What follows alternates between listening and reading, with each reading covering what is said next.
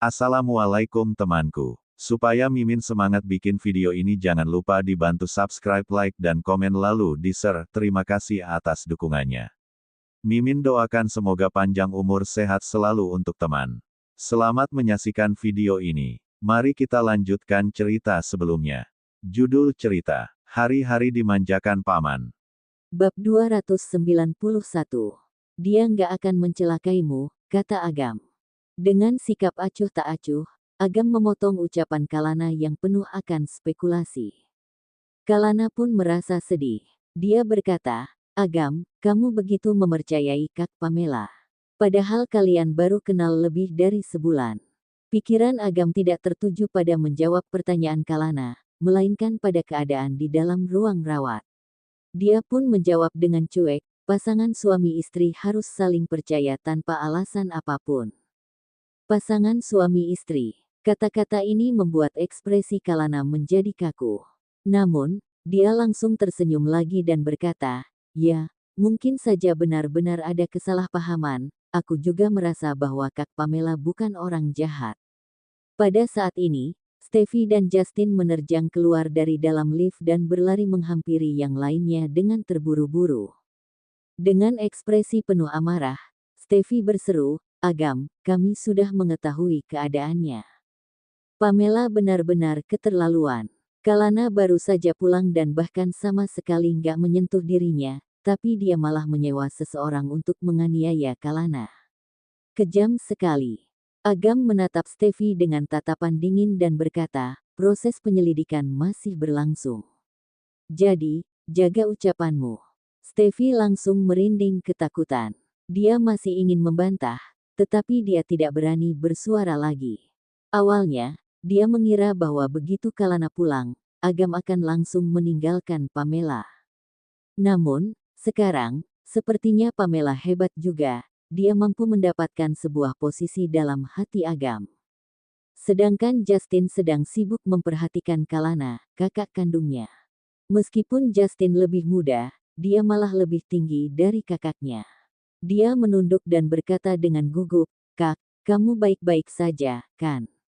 Aku baru tahu tentang kejadian kemarin. Mereka takut kalau aku tahu, aku akan bertindak impulsif.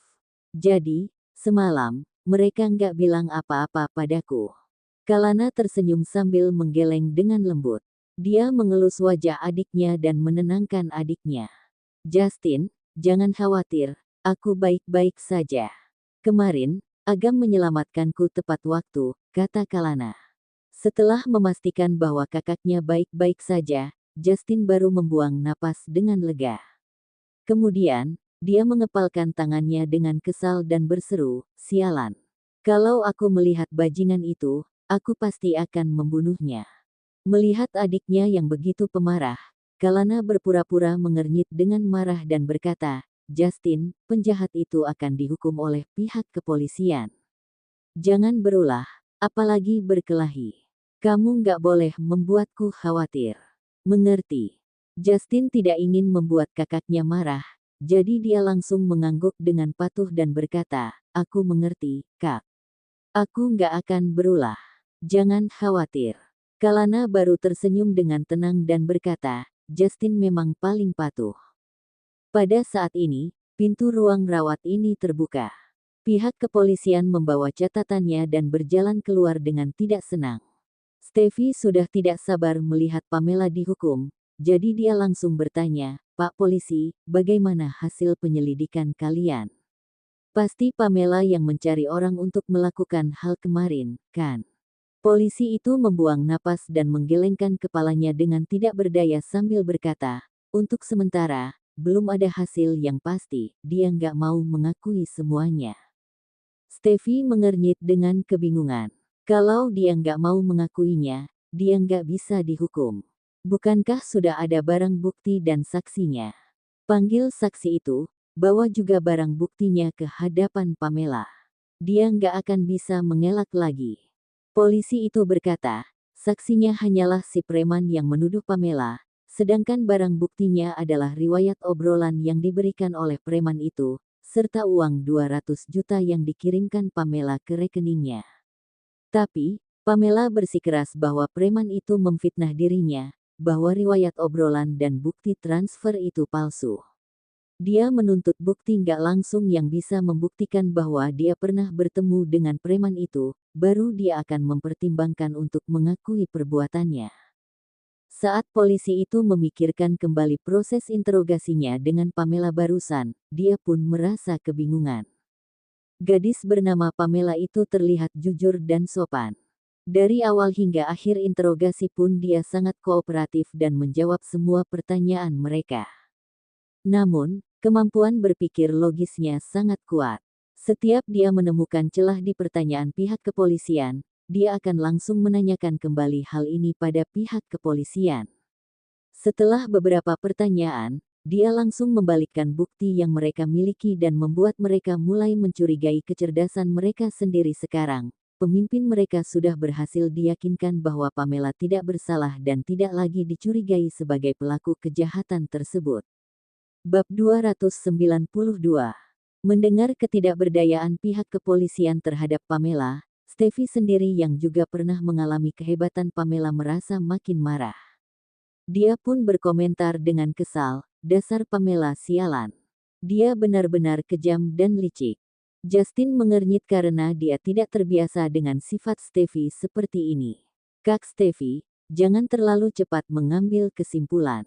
Bagaimana kalau bukan dia pelakunya?" kata Justin. Steffi tercengang dan menatap Justin dengan tatapan tidak masuk akal sambil berkata, "Justin." Steffi memang tidak berani melawan Agam, tetapi dia berani berdebat dengan Justin. "Justin, Pamela melukai kakak kandungmu. Kamu nggak membela kakak kandungmu, tapi malah membela orang lain," kata Steffi. Justin mengernyit dengan kesal dan berkata, "Kak Steffi, jangan memfitnahku seperti itu. Apapun yang terjadi, aku pasti akan memihak pada kakakku. Aku hanya merasa bahwa Pamela bukanlah gadis kejam yang akan melakukan hal seperti itu. Selain itu, dalam beberapa kejadian sebelumnya, kamulah yang selalu memfitnahnya." Steffi membuka mulutnya untuk membantah, tetapi dia tiba-tiba tidak bisa berkata-kata. Bagaimanapun, sebelum Kalana pulang, beberapa perbuatan yang dia lakukan memang salah, namun, bukankah dia melakukannya demi kebaikan Kalana? Dia juga hanya ingin membantu Kalana menyingkirkan Pamela si pengganggu ini untuk mencabut akar masalah. Sayangnya, dia sama sekali tidak pernah berhasil melihat Justin si bocah bodoh yang tidak bisa membedakan orang yang seharusnya dia bela. Steffi benar-benar merasa kecewa. Dia pun hanya bisa mengeluh pada teman baiknya. "Kalana, sia-sia kamu menyayangi adikmu ini, dia malah membela orang lain dan gak tahu berterima kasih," kata Steffi. Entah apa yang sedang dipikirkan Kalana. Saat dia mendengar Steffi memanggil namanya, dia baru tersadar. Dia pun hanya tersenyum dengan baik hati dan berkata, "Bukan begitu, Justin memang baik hati. Aku mengerti, dia nggak mau berpikiran negatif tentang orang lain. Aku juga begitu, kok." Justin pun menganggukkan kepalanya. Steffi mengurut keningnya dengan frustrasi. Dia merasa bahwa dia bahkan lebih gelisah daripada orang yang terlibat. Kalana dan Justin benar-benar sangat polos dan sangat baik hati. Satu hari nanti, jika mereka ditipu oleh Pamela pun sepertinya mereka malah akan berterima kasih pada Pamela. Meskipun Kalana tidak terburu-buru, Steffi tidak bisa melihat Pamela dilepaskan begitu saja. Oleh karena itu, Steffi bertanya lagi, "Pak Polisi, apakah ada bukti nggak langsung yang bisa membuktikan kejahatan Pamela?" Polisi itu menggelengkan kepalanya dan menjawab, "Untuk sementara, nggak ada bukti kuat, kecuali kalau ada kamera pemantau atau saksi mata yang merekam adegan Pamela bertemu dengan Ken Marvin dengan jelas. Tapi, kalau kedua orang ini bertemu untuk membahas tentang rencana kejahatan, mereka biasanya nggak akan memilih untuk bertemu di tempat umum yang memiliki kamera pemantau. Peluang mereka direkam oleh orang yang lewat lebih rendah lagi. Jadi, kejahatan ini sangat susah dibuktikan." Begitu mendengar bahwa buktinya sangat susah ditemukan, Steffi langsung merasa cemas. Dia ingin sekali langsung bisa menghukum Pamela. Pada saat ini, Agam yang sedari tadi tidak bersuara tiba-tiba berkata, karena buktinya nggak cukup, lepaskan dulu borgolnya. Nada bicaranya sangat tenang, tetapi berwibawa. Polisi yang sudah berkeringat dingin itu menatap Agam dengan tatapan serba salah dan berkata dengan ragu-ragu, Pak Agam, itu. Bab 293. Mereka tidak bisa menyinggung Agam, tetapi kakaknya Kalana juga terus menekankan bahwa tersangka pelaku kejahatan ini tidak boleh dilepaskan dengan mudah. Dengan tekanan dari Agam dan juga dari Jason, sekarang pihak kepolisian merasa serba salah. Kata siapa buktinya nggak cukup. Pada saat ini, suara Jason yang jelas tiba-tiba terdengar dari arah lift. Mendengar suara pria yang dia sukai, Stevie langsung menatap ke arah datangnya suara. Matanya seketika berkilau. Kak Jason. Jason melangkah menghampiri mereka dengan santai dan anggun. Dia memancarkan aura mewah yang sama sekali tidak kalah dari Agam. Melihat kedatangan kakaknya, tatapan Kalana langsung berubah. Dia menjadi percaya diri, tetapi dia tetap berdiri dengan patuh di sisi Agam dan tidak ingin pergi. Justin yang melihat kakaknya langsung bersikap hormat. Dia seketika merasa gugup dan ingin melarikan diri karena dia tidak ingin dimarahi oleh kakaknya. Dengan ekspresi lembut, Stevie menyambut kedatangan Jason. Kak Jason, kamu datang tepat waktu. Kata Pak Polisi, harus ada bukti nggak langsung bahwa Pamela bertemu dengan preman yang menyerang Kalana, baru Pamela akan mengakui kesalahannya. Tapi, mereka nggak punya bukti itu. Dengan alis terangkat, Jason bertanya, kata siapa nggak ada buktinya? Stevie tercengang. Dengan tatapan kebingungan, dia bertanya, memangnya ada, ya. Kak Jason, kamu tahu buktinya di mana? Aku adalah saksi mata kejadian ini.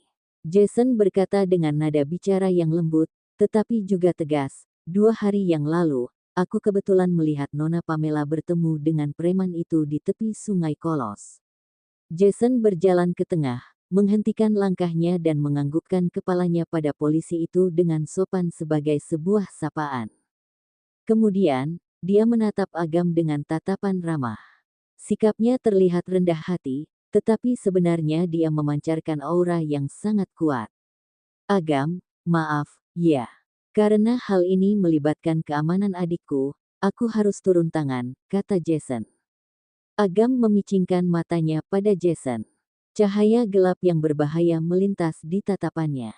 Dia tersenyum tipis dan berkata, jadi, Tuan Jason yang bermartabat langsung datang untuk menjadi saksi palsu tanpa dasar apapun. Jason mengernyit, lalu tersenyum dan berkata, Agam, kamu terlalu meremehkanku. Aku nggak bohong.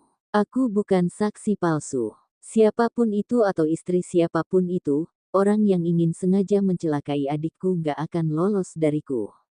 Seru Jason. Jason mengucapkan kata-kata ini dengan sopan, tetapi ucapannya membawa arti yang sangat terus terang. Kedua pria ini seperti akan segera bertengkar. Keluarga Dirgantara dan keluarga Yanuar memang sudah bermusuhan, jadi Kalana tidak ingin kakaknya berkelahi dengan Agam, sehingga dia harus terpisah makin jauh dari Agam. Oleh karena itu, Kalana langsung melemparkan dirinya ke pelukan kakaknya sambil berkata dengan manis, Kak, sudahlah. Bagaimanapun, Kak Pamela adalah istrinya Agam. Menurutku. Jason pun memeluk adiknya sambil mengelus rambut adiknya dengan protektif dan berkata dengan tegas, Kalana, kalau kamu terlalu baik hati, kebaikanmu akan dimanfaatkan oleh orang lain. Kalau sesuatu bisa terjadi sekali, pasti ada kali keduanya. Kakak nggak akan membiarkanmu terkena bahaya apapun, jadi masalah ini nggak akan berakhir seperti ini. Kalana adalah adiknya Jason dari ayah yang sama. Meskipun hubungan antara Jason dengan ibu tirinya biasa-biasa saja, Jason menganggap Kalana sebagai adiknya sendiri dan sangat menyayangi Kalana karena adik kandungnya Jason menghilang sejak kecil. Oleh karena itu, dia tidak bisa membiarkan adiknya terluka sama sekali. Agam menatap Jason dengan tenang dan berkata, Tuan Jason sudah bersikeras untuk menyalahkan dan mengorbankan istriku yang gak bersalah, ya. Jason menjawab, Agam, kalau itu orang lain, aku benar-benar nggak akan menghabiskan waktuku untuk mencari bukti apapun. Karena Pamela istrimu, aku baru bersedia menghabiskan waktuku untuk menjelaskan hal ini padamu.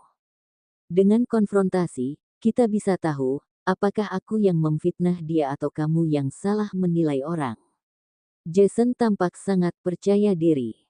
Dia juga sangat taat aturan, jadi dia menoleh dan bertanya pada polisi itu, "Pak Polisi, sebagai saksi, aku seharusnya bisa masuk untuk konfrontasi dengan tersangka, kan?"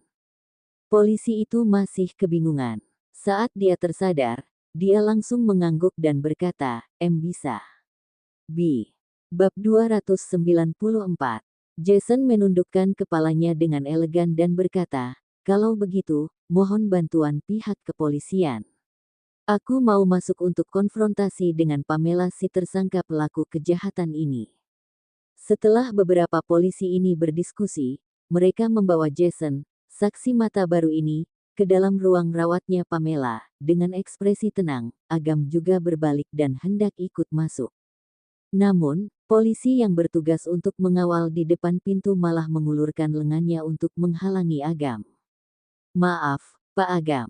Kasus ini masih dalam proses penyelidikan. Karena Anda nggak berhubungan dengan kasus ini, silakan menanti di luar," kata polisi itu. Dengan alis terangkat, Agam bertanya dengan dingin, "Kalau begitu, kenapa orang itu boleh masuk?" Polisi itu tentu saja tahu bahwa orang yang dimaksud Agam adalah Jason yang baru memasuki ruangan. Jadi, dia pun menjelaskan keadaannya dengan baik. Karena Pak Jason berhubungan dengan kasus ini, dia bisa memasuki ruangan dengan status sebagai saksi mata untuk konfrontasi dengan tersangka, kata polisi itu. Agam memicingkan matanya dan bertanya lagi, "Kata siapa aku nggak berhubungan dengan kasus ini?" Polisi itu pun kebingungan. "Hah, Pak Agam, apakah Anda?" "Aku adalah orang yang melaporkan kasus ini, jadi aku berhak mengetahui proses penyelidikannya. Sekarang, aku mau masuk untuk menyaksikan konfrontasi itu," kata Agam dengan tenang, tetapi sangat berwibawa. Benar, dia adalah orang yang melaporkan kasus ini. Kemarin, setelah Agam tiba di tempat kejadian, dia menyuruh Ervin untuk melaporkan kejadian ini ke polisi, sedangkan Ervin tentu saja melaporkannya atas nama Agam. Polisi itu tidak bisa membantah. Setelah ragu-ragu sejenak, dia menurunkan lengannya dengan kesal dan membiarkan pria yang tidak bisa dihalangi ini memasuki ruangan. Melihat Agam masuk, Kalana juga ingin ikut masuk. Polisi itu kembali mengangkat lengannya untuk menghalangi Kalana dan berkata dengan nada yang lebih lembut, "Nona Kalana, untuk sementara, kamu nggak bisa masuk." "Pak Polisi, aku adalah korban dalam kejadian ini, aku juga berhak tahu.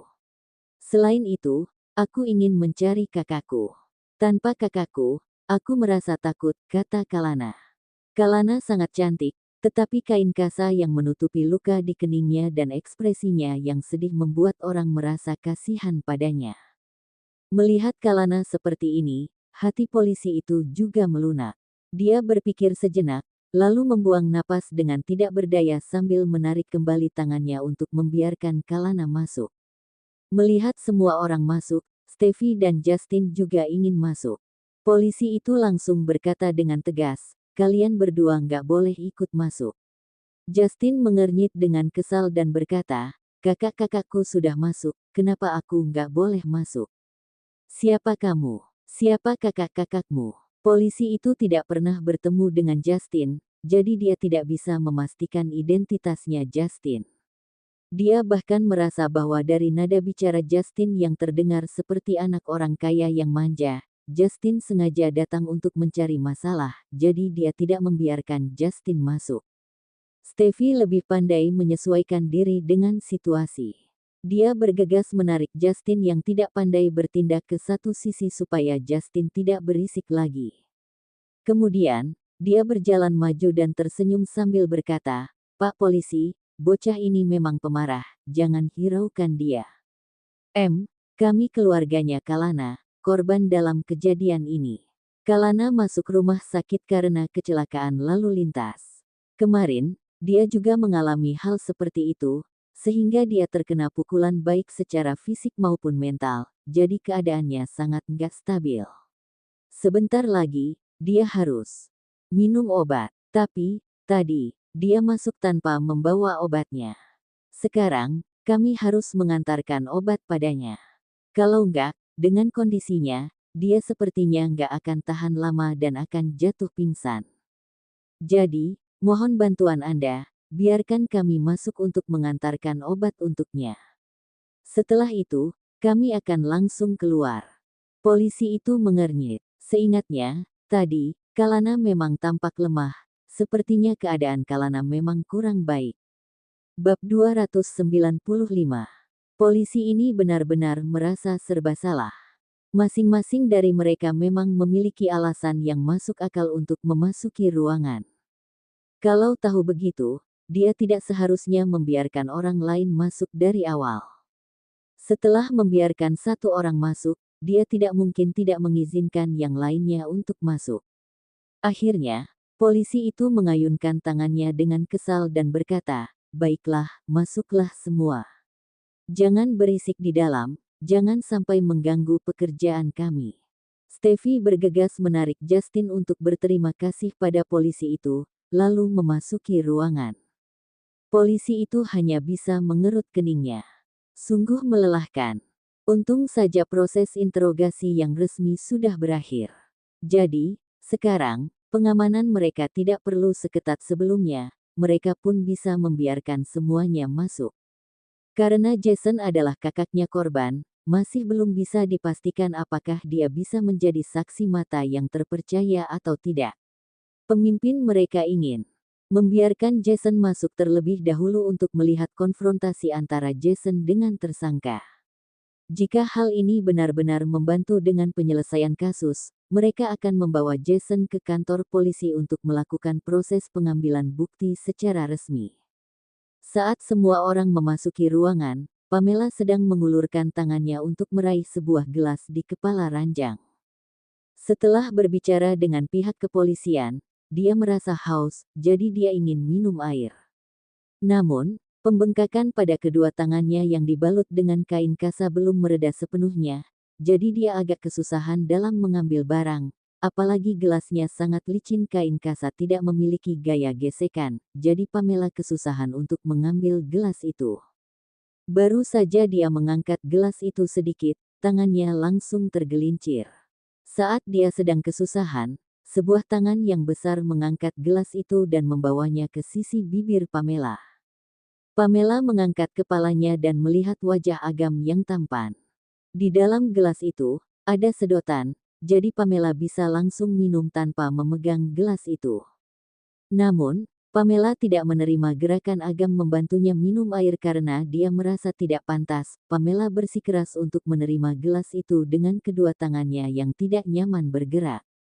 Salah satu tangannya menahan di bawah gelas dan satunya lagi memegang gelasnya, lalu dia membawa gelas itu ke mulutnya. Pamela pun membuka mulutnya dan minum air dengan sedotan untuk melepaskan dahaganya. Pamela juga tidak lupa untuk berterima kasih pada Agam atas kebaikan Agam barusan. Agam mengernyit melihat sikap gadis ini yang keras kepala tetapi juga sopan. Dia merasa agak kesal, tetapi dia tidak mengucapkan apapun. Tangan besar yang membawakan gelas untuk Pamela kembali terangkat dan menyentuh kepala Pamela. Agam menepuk-nepuk kepala Pamela 2 kali, seperti gerakan orang tua yang sedang menghibur anaknya dengan tegas, tetapi juga lembut, membuat Pamela merasa tenang. Pamela minum air dalam diam. Saat Agam melakukan gerakan ini, dia mengangkat kepalanya dan menatap pria ini. Dia tercengang sesaat, lalu tersenyum kecil pada Agam. Sudut bibir pria ini juga sedikit terangkat. Tanpa berbicara, mereka seperti bisa saling mengerti apa yang pihak lain pikirkan. Sedangkan pada saat ini, Kalana berdiri di sisi Jason. Melihat interaksi antara Agam dan Pamela yang sangat alami, dia pun tercengang. Kesedihan terbersit di matanya yang indah. Dia berbalik dengan kesal dan bersandar dalam pelukan kakaknya. Dengan tatapan gelap, Jason memeluk adiknya. Dia menepuk-nepuk punggung Kalana dengan pelan untuk menghibur adiknya. Kemudian, dia juga memandang ke arah Agam dan Pamela dengan tatapan kesal. Dia tahu bahwa adiknya sangat baik dalam segala hal. Namun, begitu adiknya terlibat dengan Agam, adiknya selalu tersakiti. Jika Kalana merasa sedih, hampir semua alasannya berhubungan dengan Agam. Sedangkan Agam, si bajingan yang sudah pindah hati itu, malah diam-diam bermesraan dengan wanita bernama Pamela itu di hadapan Kalana. Dia mau menghancurkan hatinya Kalana, ya.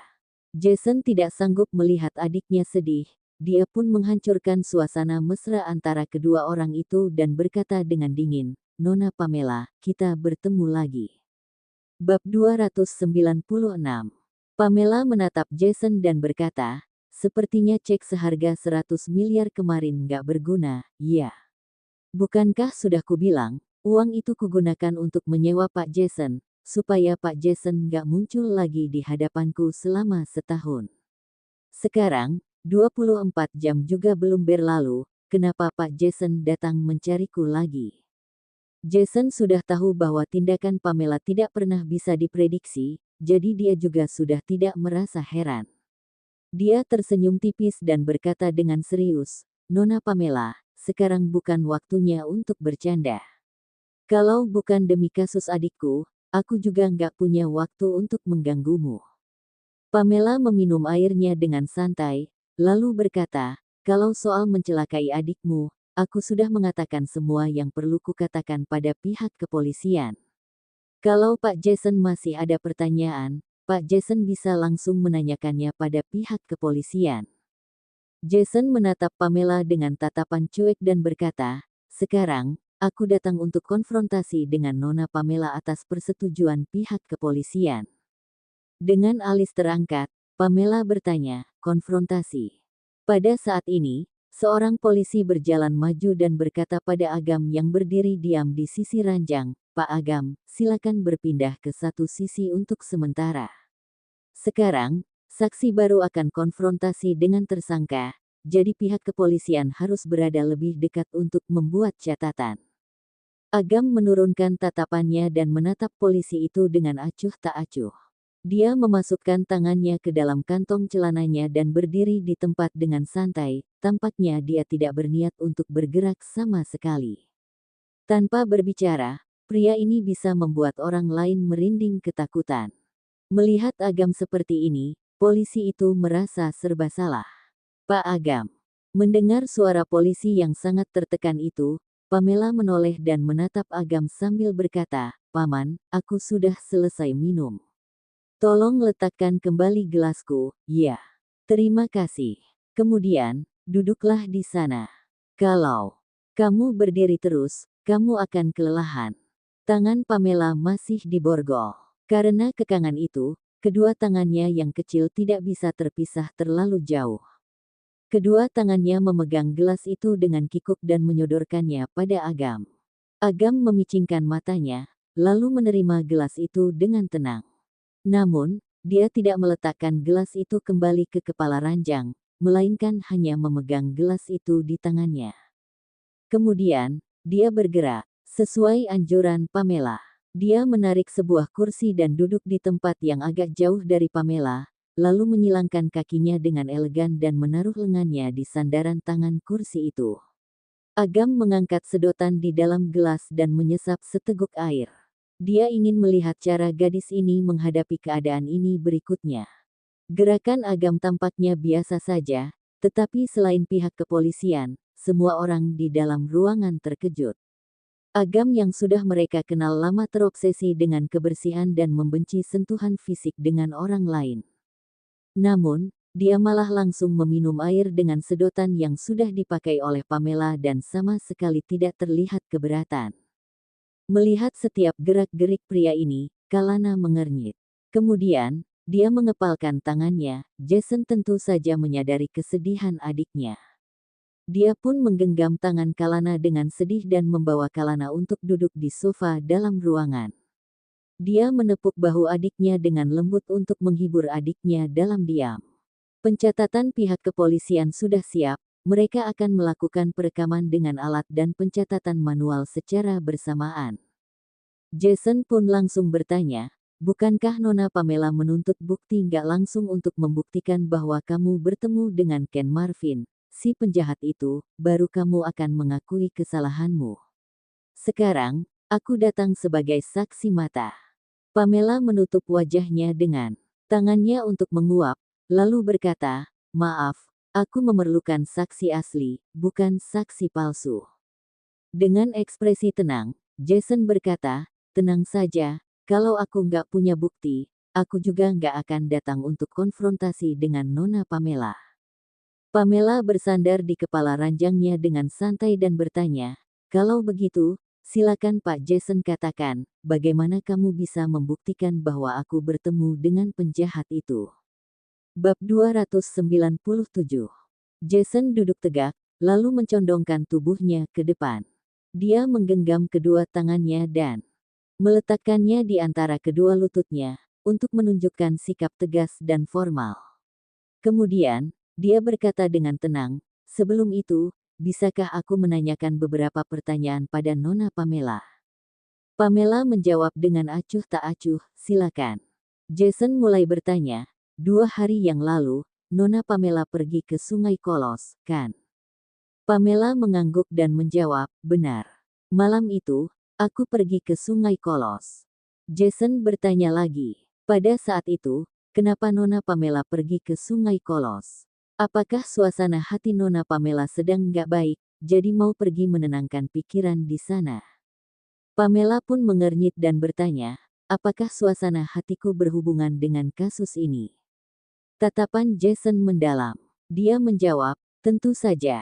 Nona Pamela, jangan menghindari pertanyaanku, silakan dijawab dengan jujur." Pamela memikirkan perasaannya yang susah dideskripsikan pada saat itu, lalu berkata, "Aku hanya merasa bosan, jadi aku pergi menghilangkan kepenatan di sana." "Kenapa?" Jason tersenyum dan berkata, "Malam itu, adikku baru pulang dari luar negeri. Sebagai kenalan lama adikku, Agam, suamimu, secara khusus mempersiapkan lautan bunga untuk menyambut kepulangan adikku di Manor Sinar Rembulan." Pada saat itu, Nona Pamela juga pergi ke Manor Sinar Rembulan dan melihatnya, kan? Agam mengernyit. Sambil mengulung sedotan dan meminum air secara perlahan, Agam menatap ke arah Pamela untuk melihat reaksi gadis ini. Pamela mengingat kembali bunga tulip berwarna merah muda yang memenuhi taman di Manor Sinar Rembulan dan adegan Kalana melompat keluar dari kotak hadiah yang sangat besar, lalu berpelukan dengan Agam. Tanpa disadari, dia mengernyit tanpa mengucapkan apapun. "Kenapa Nona Pamela diam saja? Apakah kamu nggak ingin mengakui bahwa kamu melihat suamimu mempersiapkan kejutan yang mewah dan romantis untuk menyambut kepulangan gadis lain?" tanya Jason. Nada bicara Jason sangat tenang, tetapi arti ucapannya malah sangat agresif. Pamela merasakan tatapan tajam seorang pria yang tertuju padanya, selain Jason. Dia menenangkan pikirannya yang agak kacau, lalu menatap Jason dengan tenang dan menjawab, "Ya, aku memang pergi ke Manor Sinar Rembulan dan melihat kejadian itu." "Terus kenapa?" Senyuman sopan di wajah Jason menghilang. Dia tiba-tiba berdiri dan berkata, "Jadi, sejak saat itu, kamu menganggap adikku sebagai sainganmu. Kamu juga merasa cemburu, jadi kamu memutuskan untuk menyewa seseorang untuk balas dendam pada adikku. Kamu mengajak Ken, si penjahat itu, untuk bertemu di Sungai Kolos dan memberikannya uang 200 juta.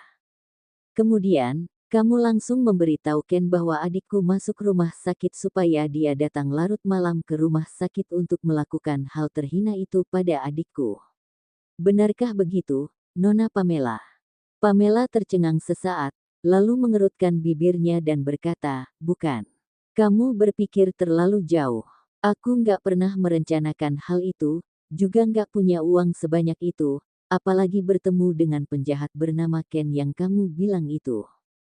"Pak Jason, kalau kamu nggak mengeluarkan bukti apapun dan hanya menuduhku berdasarkan pendapatmu secara pribadi, ini namanya bukan konfrontasi, tapi pemaksaan." Jason berkata, "Nona Pamela, tenang saja, aku akan memberikan buktinya." Jason mengangkat tangannya, Sekretarisnya langsung berjalan maju dan menyerahkan sebuah ponsel padanya. Apakah kamu ingat dengan selebriti internet yang memarkirkan mobilnya di jalur pemandu di tepi Sungai Kolos itu? Saat dia melakukan siaran langsung di tepi Sungai Kolos, dia kebetulan merekam adegan Nona Pamela bertemu dengan penjahat itu. Rekaman itu tersimpan dalam ponsel ini. Ada bukti rekamannya. Cerita bersambung.